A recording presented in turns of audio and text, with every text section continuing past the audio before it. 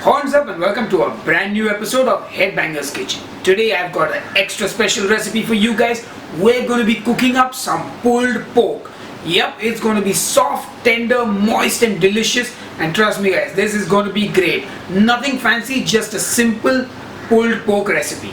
Anyway, enough jibber jabber, let's go and make that pulled pork recipe. So the first thing we're going to do is make the dry rub for the pork, and we're going to use salt, pepper,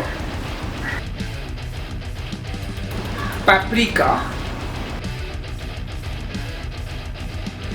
cayenne pepper, garlic powder, 5 spice powder, some cinnamon powder, and I'm going to add in a little bit of stevia for sweetness because pork needs a bit of sweetness. And then just give that all a good mix, and we've got our dry rub ready. Next we're going to take our pork and I'm just going to score the fat on top. I asked the butcher to remove the skin, and of course we're using pork butt, which is the shoulder joint of pork. This is about 1 kilo. Next we're going to put some olive oil on our pork shoulder, give it a rub all around, and then we're going to season it very liberally with our dry rub. And that's it. It's as simple as that. Now we're going to add some water to the bottom of the baking tray. This is just so that the pork remains nice and moist and we get a lovely gravy at the end of it. Now we're just going to cover this with some foil, and we're going to put this in the oven at 150 degrees for about 2 hours. Now this is 1 kilo of pork and it will take 2 hours. So if you've got a larger piece of pork, well, it's going to take a lot longer than I guess. Anyway, that's about it. After 2 hours we can take out our pork and remove the foil, and oh my god, that looks so delicious already. But we're not done yet. We're going to pop it back in the oven for about 15 minutes more at 225 degrees Celsius just to give it a nice crispy crust on the outside. And oh my god, look at that. The pork is now ready. What we're going to do is we're going to set the pork on a plate, cover it with the foil and let it rest for about half an hour. You want to do this so that the juices get sucked back into the meat and it's lovely and juicy.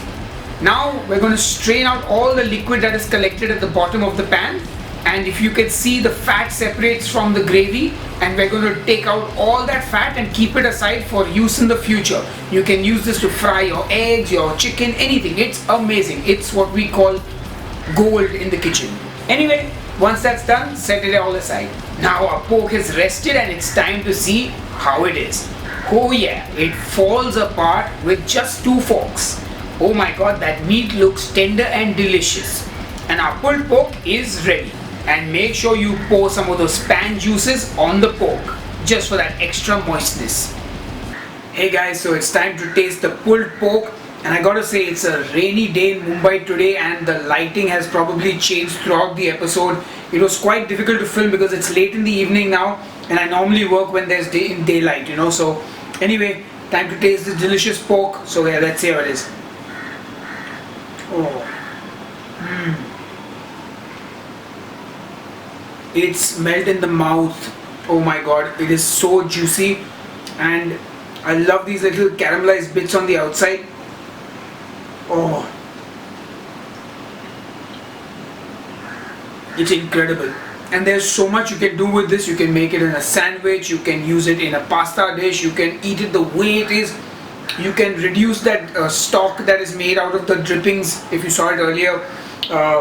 Yeah, I mean, I'm just out of words. Like, this is, I generally have a bad time cooking pork for some reason, but I'm so glad this has come out perfectly today. Anyway, I hope you guys are going to try making this at home, and you know what, I will see you on the next episode of Headbanger's Kitchen. Cheers and keep eating.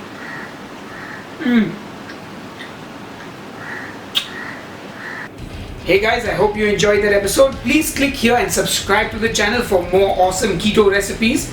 Click here if you want to support us above and beyond just watching it on YouTube.